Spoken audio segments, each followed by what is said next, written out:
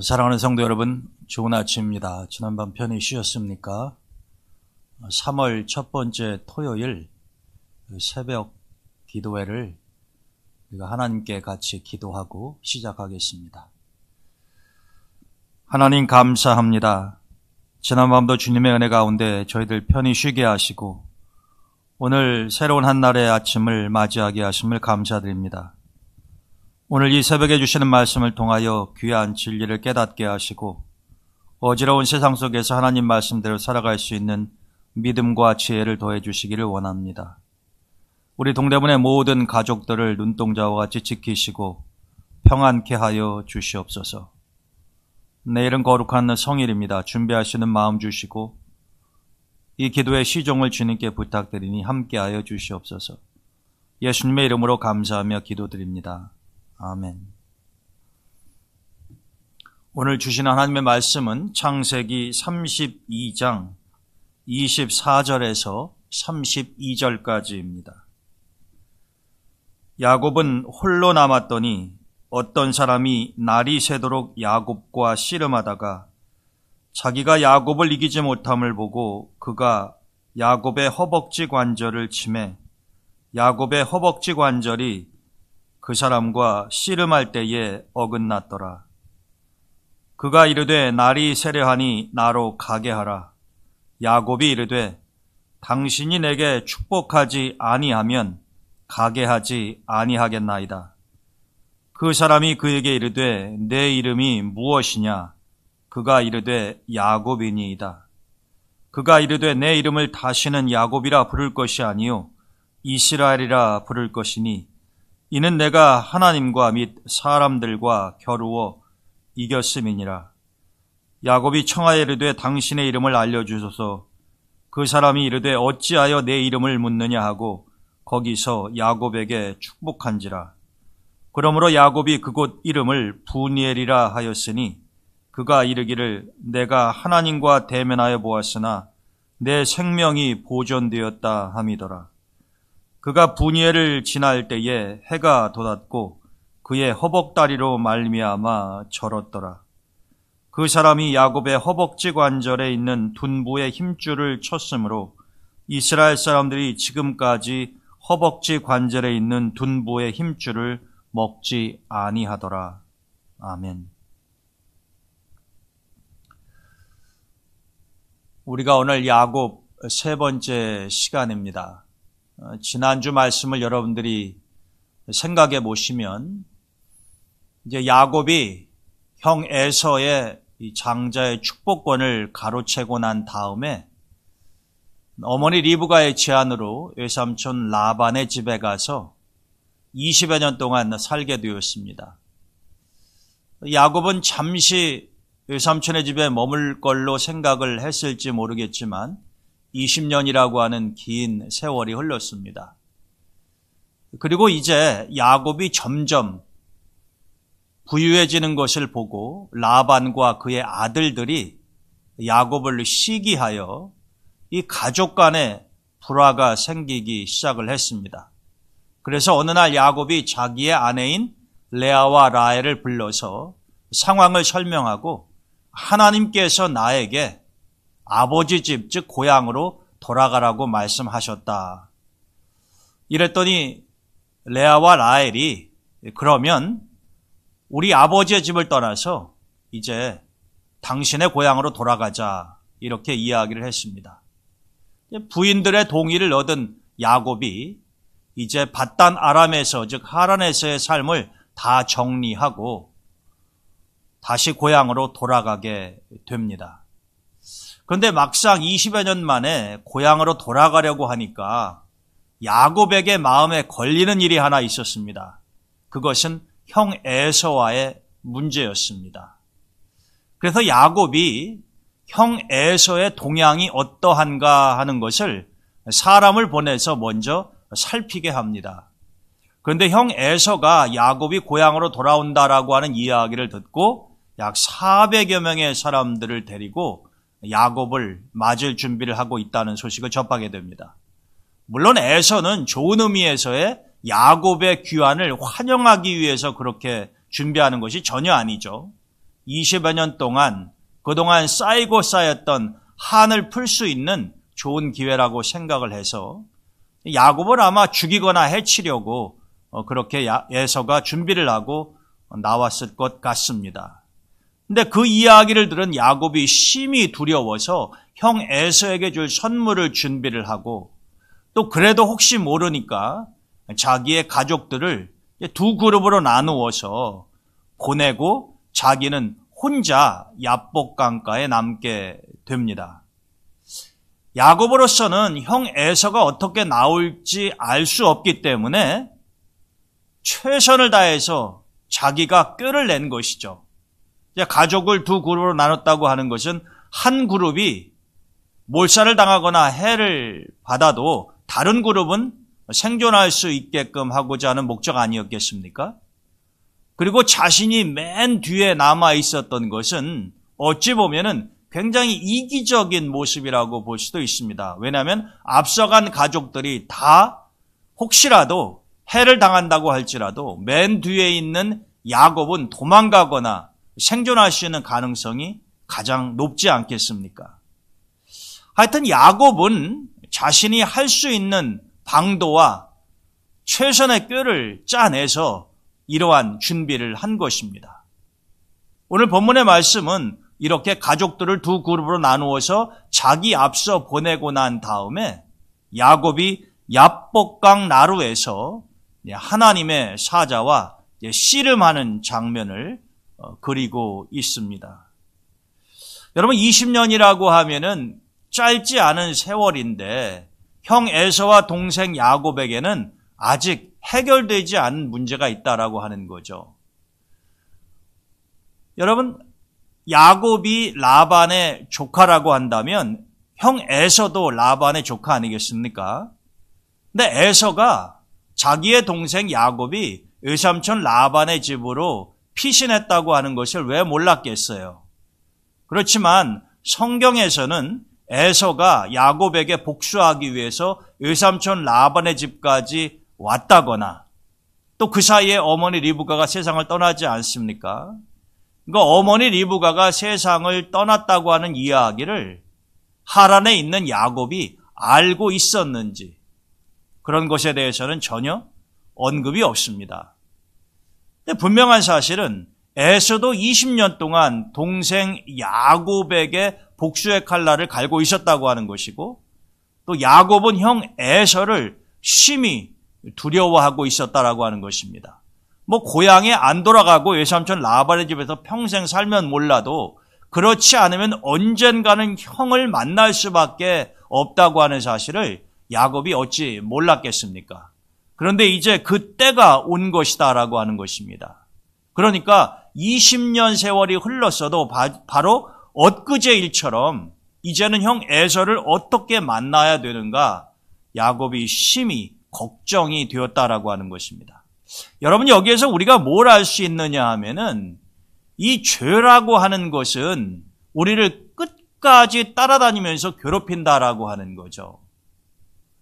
만약에 야곱이 형 에서에게 그러한 일을 하지 않았다고 한다면 즉 형이 받아야 할 몫을 자신이 교묘하게 눈이 보이지 않는 아버지를 속여가면서까지 가로채지 않았다고 한다면 야곱은 이렇게 괴로워하고 걱정할 필요가 없는 것 아니겠습니까? 그렇지만 물론 어머니 리브가의 권유가 있어서 그렇게 한 행동이기는 합니다마는 야곱은 형 에서에게 큰 잘못을 범하게 된 것이죠. 그런데 여러분 20년이라고 하는 세월이 흘렀어도 그 죄와 잘못된 행동의 흔적과 그 괴로움은 남아있는 것이다라고 하는 겁니다. 그래서 여러분 우리가 될 수 있으면은 죄와 남에게 해가 되는 일은 해서는 안 된다라고 하는 것입니다. 이것이 저절로 사라지지 않기 때문에 그러한 것이죠. 여러분 지금 야곱의 모습을 보십시오. 20년의 세월이 흘렀어도 에서와 야곱 둘 다 형제지간입니다마는 이 깊이 패인 악감정의 골이 아직도 해결이 안 되고 서로 이제 만나는 것이 굉장히 두렵고 떨리는 그러한 상황이 연출되지 않습니까? 그런 상황에서 야곱은 안절부절했을 것이고 형 에서가 어떻게 나올지를 모르니까 심히 불안했을 것이다라고 하는 것입니다. 그런 상황에서 하나님이 야곱을 다시 찾아오셨습니다. 여러분, 우리가 인생을 살다 보게 되면은 터닝 포인트, 즉 전환점이라고 하는 것이 있습니다. 이것은 모든 사람에게 마찬가지예요. 여러분들의 삶도 한번 돌아보십시오. 이 삶의 구비구비마다 내 인생의 방향을 바꾸어놓은 어떤 사건, 일들이 있지 않았습니까? 야곱도 마찬가지죠. 야곱의 인생에 있어서 첫 전환점은 어떤 사건이었습니까? 바로 형 에서가 받아야 할 축복을 자신이 가로챈으로 인해서 고향에서 살지도 못하고 외삼촌 라반의 집으로 도망가야 했던 것이 야곱으로서는 생각하지도 못했던 인생의 첫 번째 전환점 아니었겠습니까? 두 번째는 어떤 전환점이 있었습니까?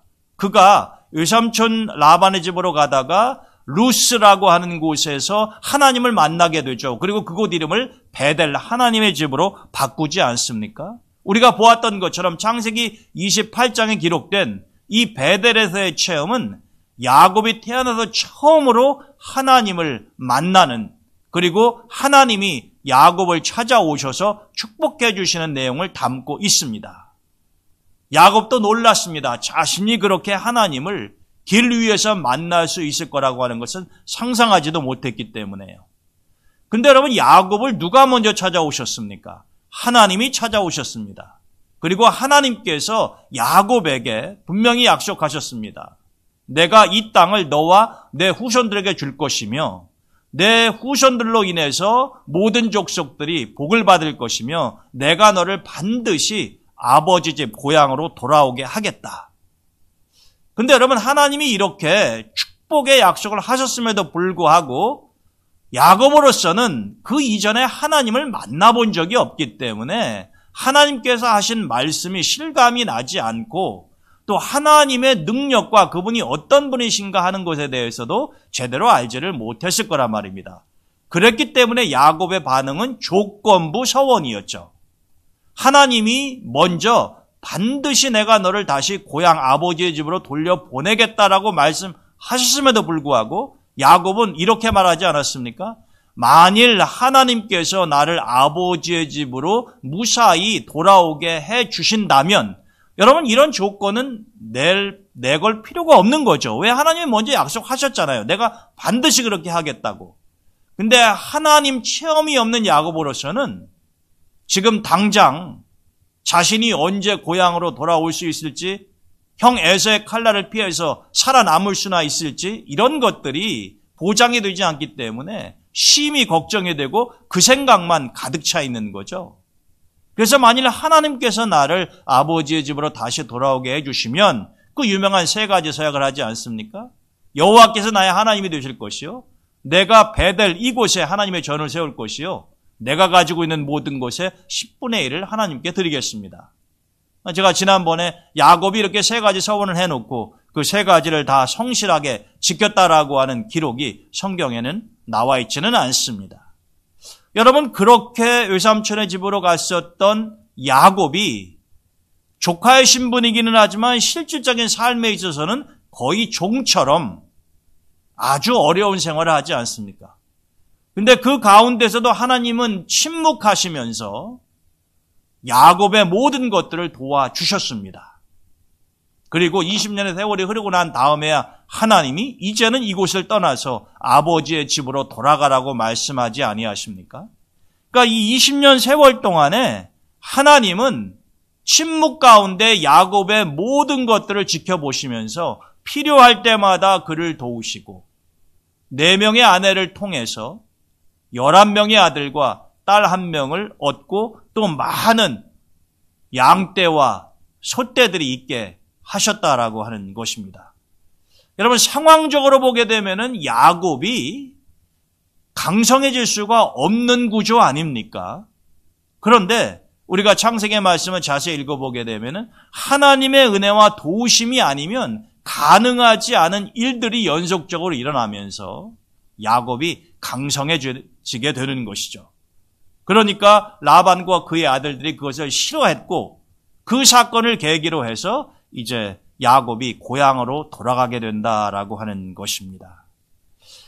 가족들을 먼저 야복강 건너편으로 보내고 난 다음에 야곱은 다시 하나님을 만나게 됩니다. 이것이 야곱의 또 다른 인생의 전환점, 터닝 포인트가 되는 거죠.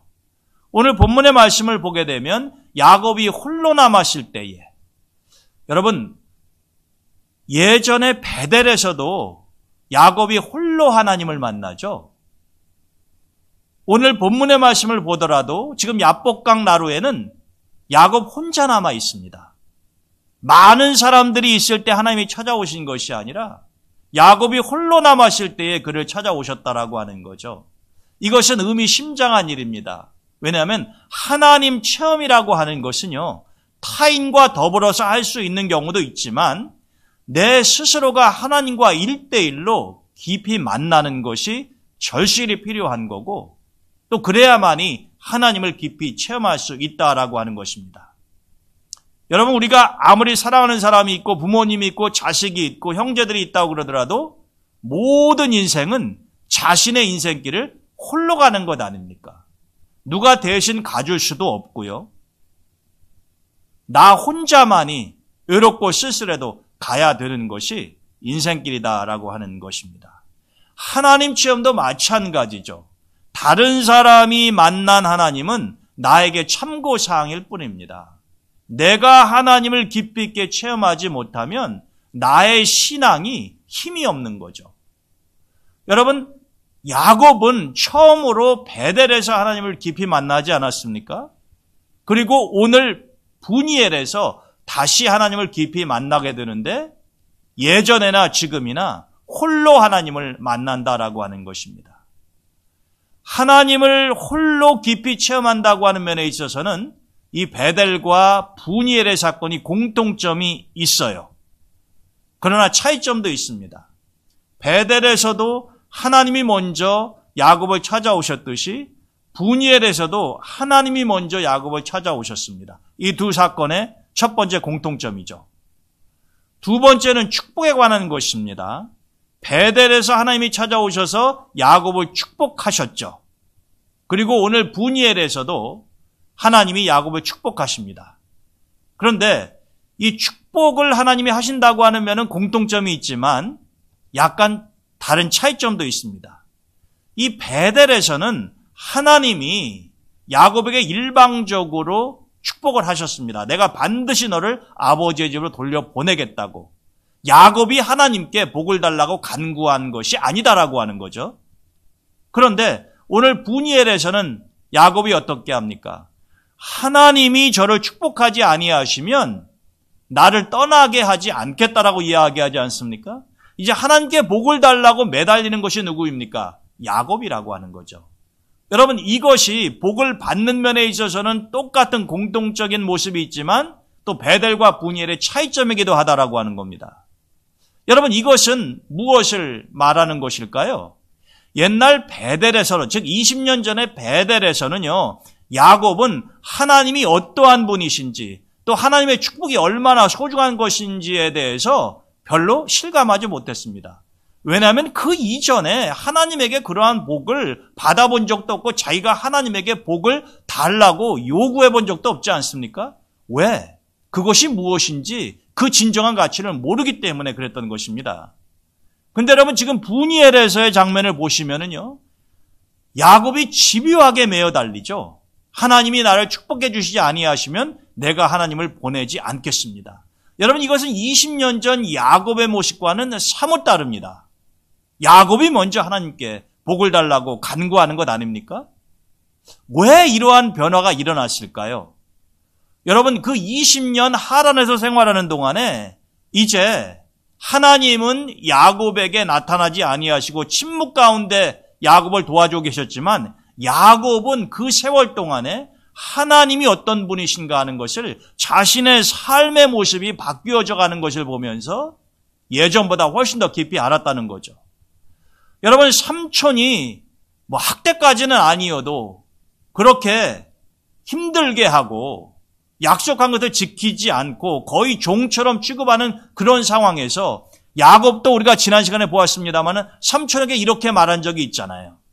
내가 이 집에 와서 삼촌이 하나님의 축복을 받아서 나로 말미암아 삼촌은 더 부유하고 강성해지게 되었는데 삼촌이 나한테 제대로 대접을 해주지 않으니 나는 이제 혼자 사는 것도 아니고 부인들도 있고 자식들도 있는데 언제 내 집안을 이렇게 세우겠습니까? 이렇게 한탄조로 말하는 것 보지 않았습니까? 여러분, 그런 정도로 외삼촌 라반은 야곱을 도와주지 않았다는 것입니다. 그런데 라반이 그렇게 야곱을 도와주지 않고 힘들게 했어도 하나님이 돌보셨기 때문에 야곱이 물질적인 면에 있어서 풍요로워지고 강성해지지 않았습니까? 여러분, 야곱은 그러한 모습을 보면서 한때는 고개를 갸우뚱했을 거예요. 그러면서 깨달았을 것입니다. 주변에서 자신을 도와주는 사람이 거의 없다시피 한 그 상황에서 내가 그럼에도 불구하고 어떻게 이런 많은 자녀들과 가정을 이루고 또 물질적으로도 풍요롭게 되었을까?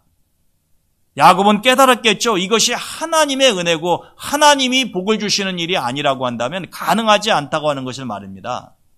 그래서 지금 분이엘에서도 형 에서를 만나기 전에 자기가 나름 꾀를 내서 이렇게 가족을 두 그룹으로 나누고 선물도 준비하고 그랬지만 야곱은 자기가 아무리 애를 써도 하나님이 도와주시지 아니하시면 복을 받을 수 없을 뿐만 아니라 인생의 문제를 해결하기 어렵다고 하는 것을 알고 있는 것입니다.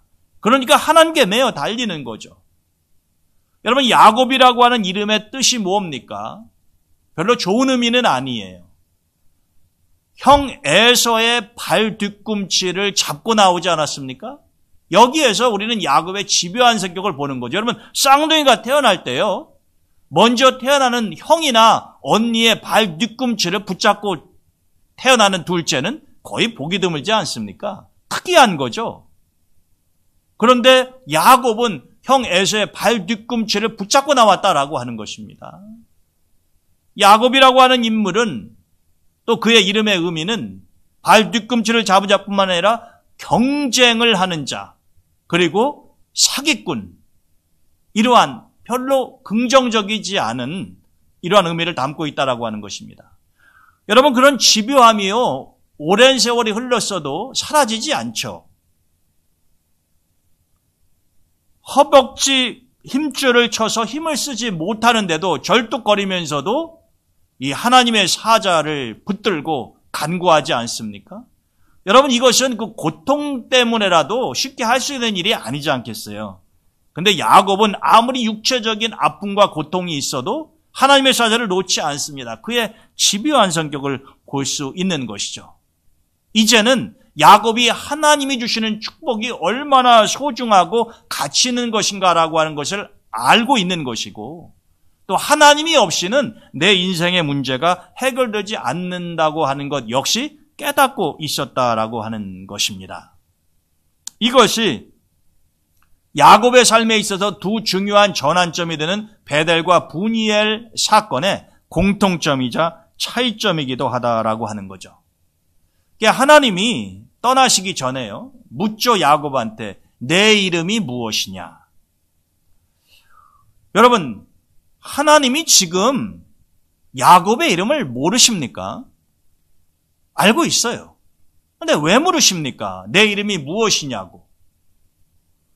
우리는 하나님이 야곱에게 던지시는 이 질문과 하나님이 예전에 아담에게 던지셨던 질문 같이 생각해 볼 필요가 있습니다.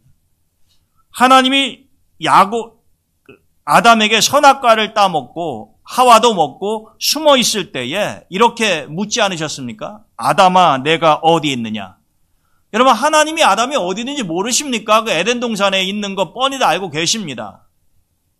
하나님이 아담에게 내가 어디 있느냐라고 하는 것은 지금 아담이 있는 장소를 몰라서 확인하기 위해서 물으시는 질문이 아닌 거죠.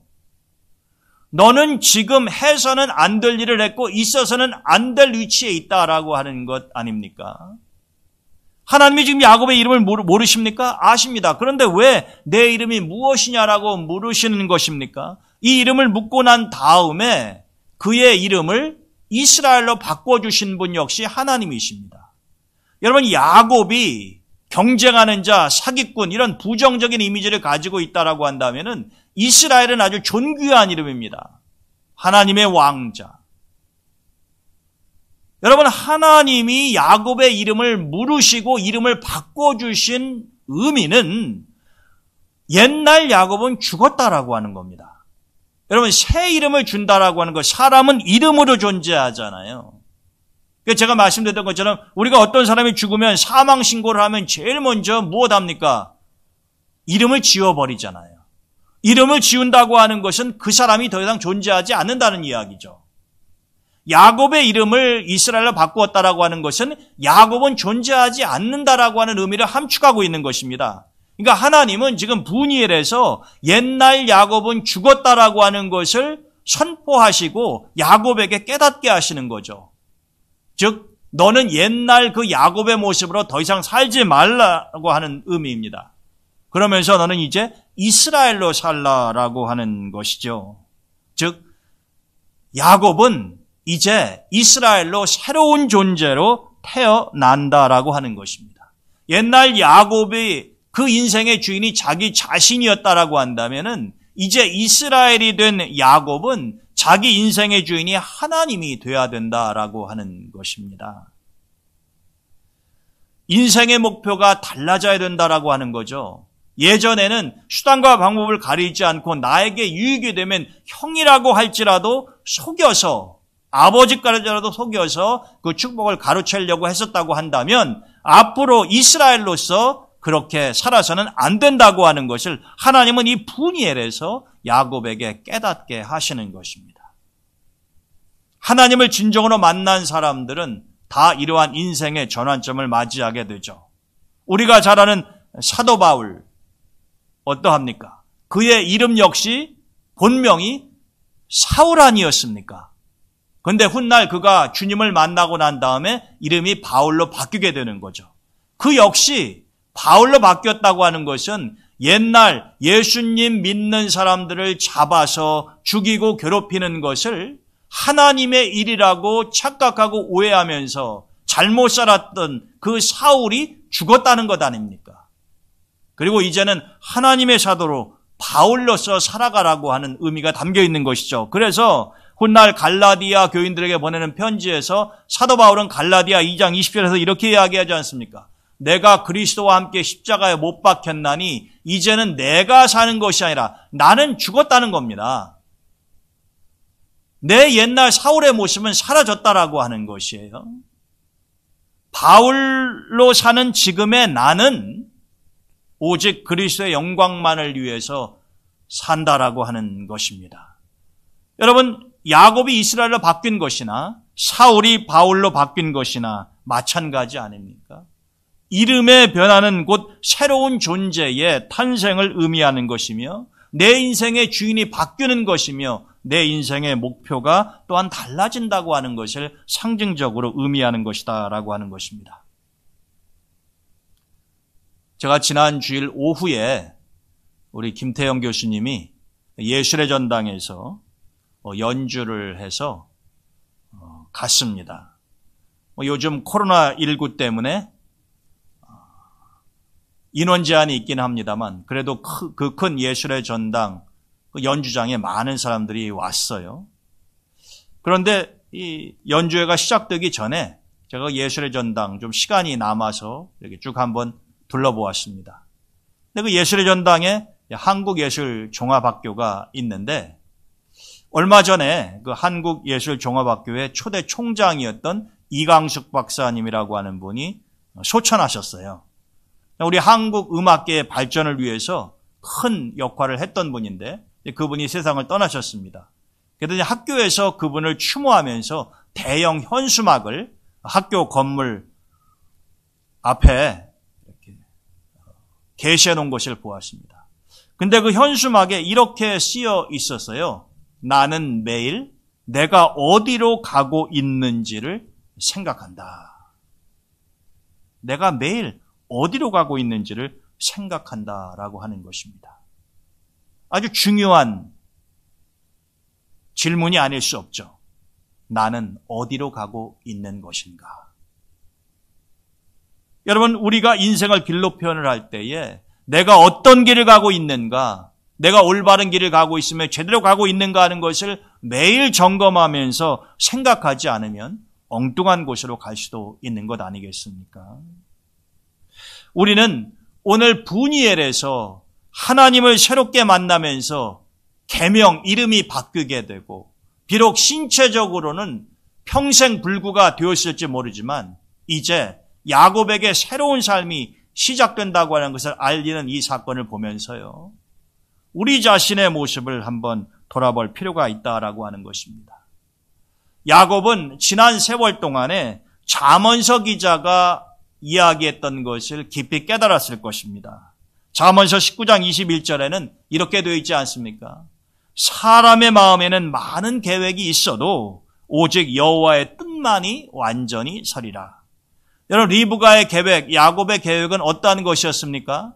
형 에서의 화가 풀릴 때까지 잠시 하란에 머무는 것이었지만 그것은 그들의 계획이요, 그들의 뜻이요, 그들의 생각이었는데 그대로 되지 않았죠. 리브가는 그 사이에 죽었고 야곱은 20년 동안이나 하란에 머물러야만 됐었다라고 하는 겁니다. 여러분, 누가 하란을 떠날 결정을 합니까?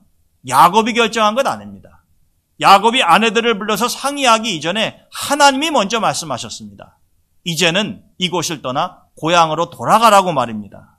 결국 여호와 하나님의 뜻이 지금 이루어지고 있는 것이지요.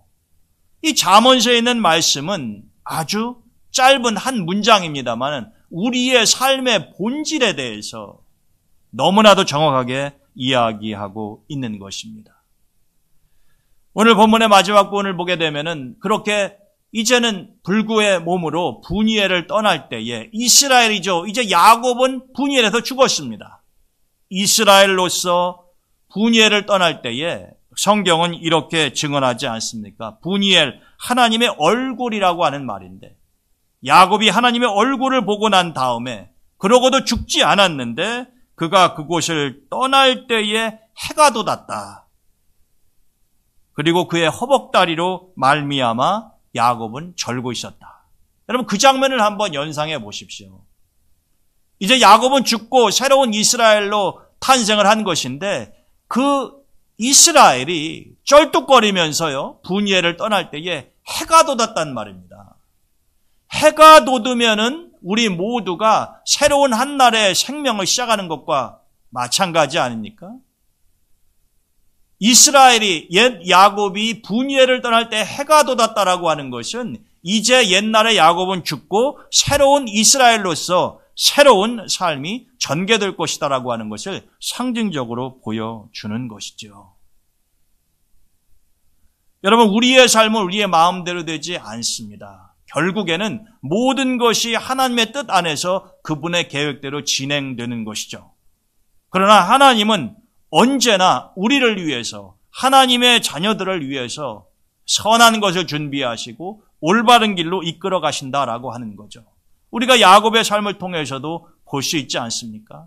하나님이 함께 하시지 않은 야곱은 정말로 아무것도 이룰 수 없는 조건이었습니다. 그러나 하나님이 함께 하시니 지난번에 말씀드린 것처럼 하나님이 함께 하는 사람은 그 누구도 이길 수 없다라고 하는 것입니다. 우리 감리교회 창시자인 존 웨슬리 목사님은 이런 말씀하신 적이 있습니다. 여호와를 경외하면서 나이 드는 것은 기분 좋은 일이다. 인생의 그림자가 길게 깔릴 때, 그리고 우리의 걸음이 느려지고 우리의 해가 낮게 들이올 때 그분은 사랑하는 자들에게 영원한 잠을 주신다. 여러분, 우리는 하루하루 늙어가고 있는 것 아닙니까? 하루하루 우리 인생의 해가, 내 삶의 해가 점점 낮아지고 있는 것이죠. 나이가 들어가면서 우리의 걸음은 느려집니다. 그것은 하나님 나라의 갈 날이 가까워 왔다고 하는 거죠.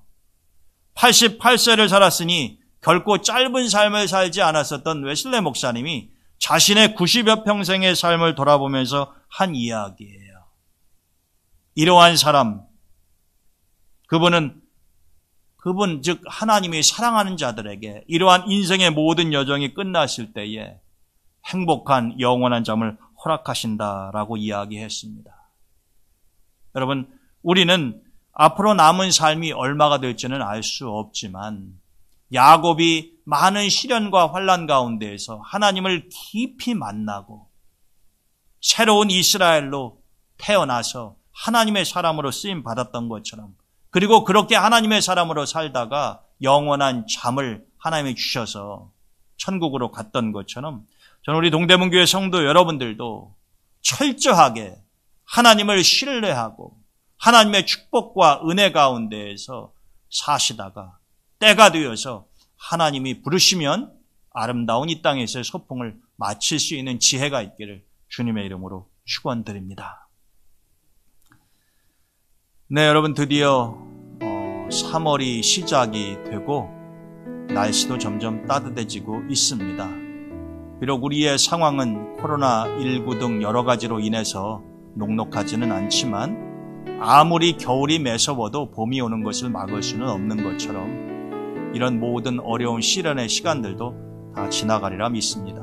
그 동안에 여러분들이 하나님께 열심히 기도하시고 말씀 묵상하시는 가운데 하나님이 이 모든 어려운 상황들을 다 정리하시고 우리 동대문의 모든 가족들이 속히 주님의 전에서 다시 만날 날이 올 수 있도록 기도해 주시고 또 여러분들 늘 건강에 유의하시기를 바랍니다. 기도하고 오늘 하늘 이슬 새벽 기도에 마치도록 하겠습니다. 하나님 감사합니다. 오늘 야곱의 삶을 통해서 우리 자신들의 모습을 돌아보게 하셨으니 야곱이 이스라엘로 바뀌어서 새롭게 하나님의 자녀로서의 삶을 시작하는 것처럼 우리도 하나님의 축복과 은혜 가운데 부니엘의 추억이 있게 하시고 하나님의 사람으로 아름답게 살다가 주님 오라 하시면 우리가 천국으로 갈 수 있도록 도와주시기를 원합니다. 오늘 하루도 우리 동대문의 모든 가족들을 하나님께서 보살펴 주시고 동행해 주시기를 간구하며 예수님의 이름으로 감사기도 드립니다.